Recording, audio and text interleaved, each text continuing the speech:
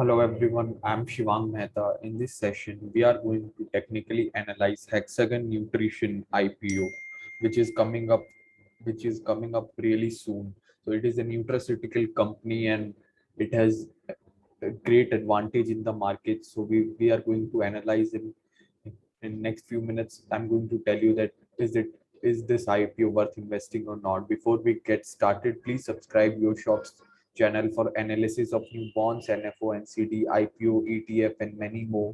Also visit yoshop.com and use coupon code YO100 for flat rupees 100 discount on all products and free 1 year GST and ITR e-filing services. So it is an advanced research-based nutraceutical company, one of its kind in India, and growing consumer awareness towards nutrition will benefit this company. So let's go ahead and know about this company more. So about the company, incorporated in 1991, Hexagon Nutrition Limited manufactures and markets nutritional products such as micronutrient premixes, malnutrition products, clinical nutritional products, fortified rice kernels, animal nutrition products, and flour enzymes. The company product portfolio focuses on fortification of foods, therapeutic nutrition, clinical nutrition, and elevation of nutrition. So in last 2 3 lines, you must have seen many technical words. So let's go ahead and understand in an easy language. So micronutrient premixes are basically spreads you can put on the food before eating so that you can make it more nutritious. Malnutrition products have to basically cure malnutrition or the thinness of the body, and fortification of foods also refers to the adding extra nutrients to the food to make it more healthy. In therapeutic nutrition, there are products which can cure diabetes and various kidney related issues and various other issues. So this comes under therapeutic nutrition. Clinical nutrition is also related to pharma. These are all nutraceutical products which can be added to food to make it more nutrient based and cure disease or keep control on the disease. So this is highly niche industry and it has strong entry barriers since it has a great need of research and development and clearances from the agencies.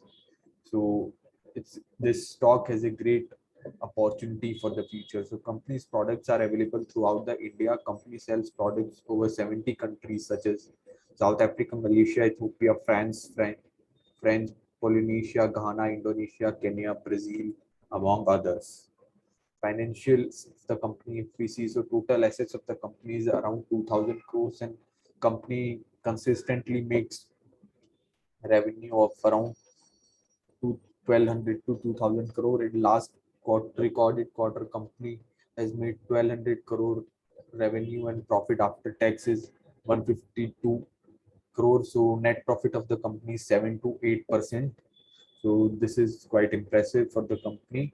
Objective of the IPO, so the repayment and prepayment in full or part of certain borrowings of the company and two of its subsidiaries.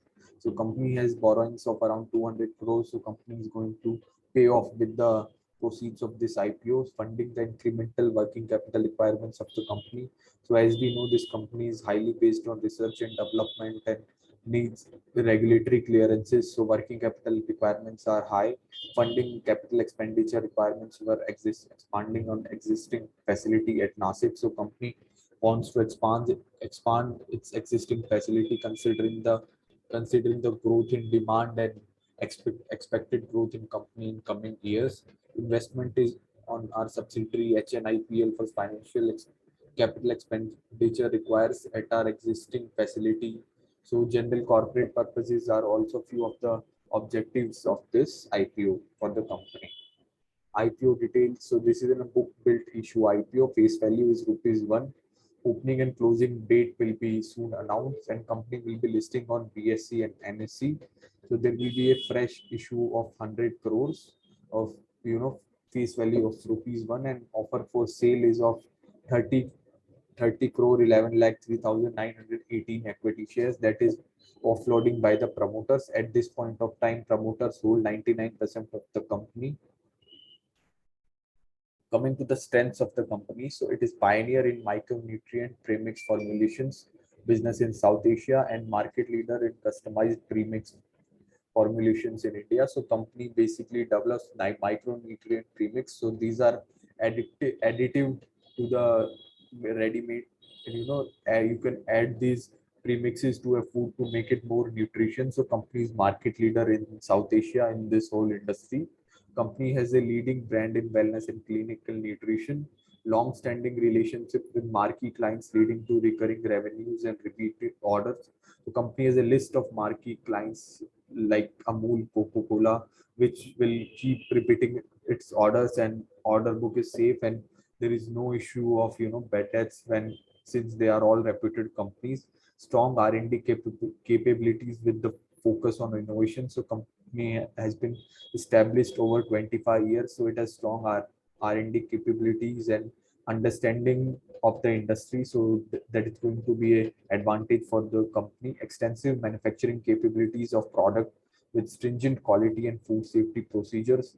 So this is also strength of the company, since it is not easy to establish a entity which has a strong quality and food safety procedures. It takes time and a procedure to establish a whole, well, an extensive capability based company.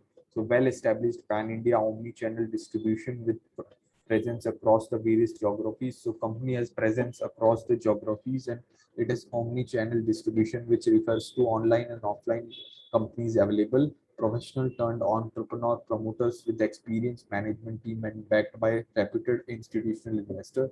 So company has really professional entrepreneurs which has high experience of over 25 years in nutraceutical industry and has reputed institutional investors as well.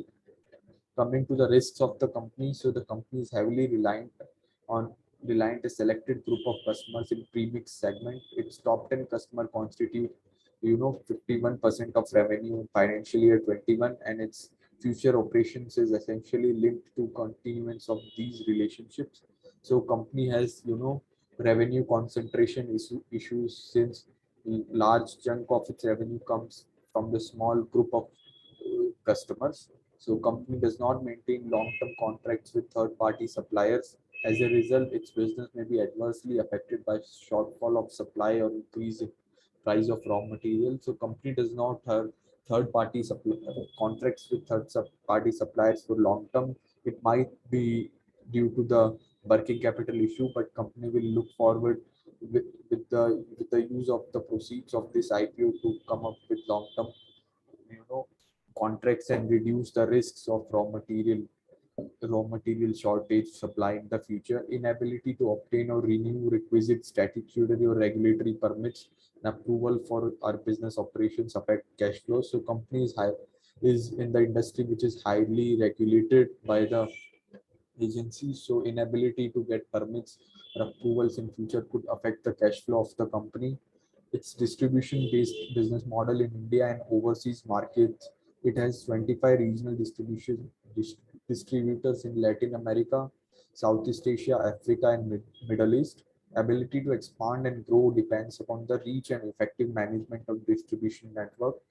Failure to manage the distribution network efficiently will adversely affect business. So company is highly dependent on its distribution network. So company, this industry is kind of new, so there has to be you know awareness has to be created all over the world, and for that a strong distribution network has to be created.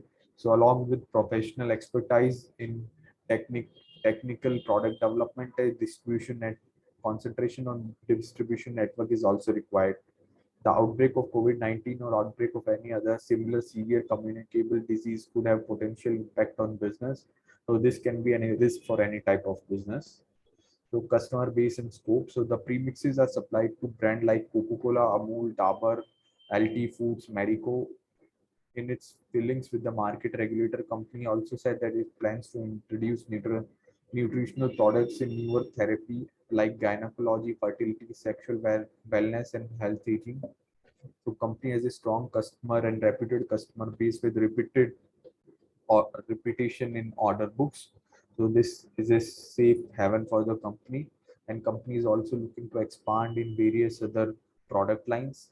So in its prospectus, the company said that COVID-19 pandemic has made consumer increasingly aware of health and nutrition. So companies going to be, benefited from the increase in scope of health and nutrition and sudden, awareness about the health and nutrition among consumers. Peers of the company. So there are no direct peers, but Hexagon Nutrition is one of its kind large scale company in India, followed by Herbalife, which is a global American listed company. So it is one of the direct competitors, but it generally deals in products in America. Affinity deals in manufacturing of animal nutrition products, so they are in kind of same industry. Solent Cyclota Gaida. So it is a confectionery manufacturing company. So it also comes up with nutraceutical based products. Dawn Meats is also in the same industry, but they are all spread across the geography. So there is no direct competition to Hexagon Nutrition in India or Southeast Asia at least. Listed companies. So if we see Herbalife Nutrition is a listed company, and if we see performance of this company in last 10 to 12 years, company has given almost 6x returns. So you can make out the returns you can get from Hexagon Nutrition in India from this, historical data.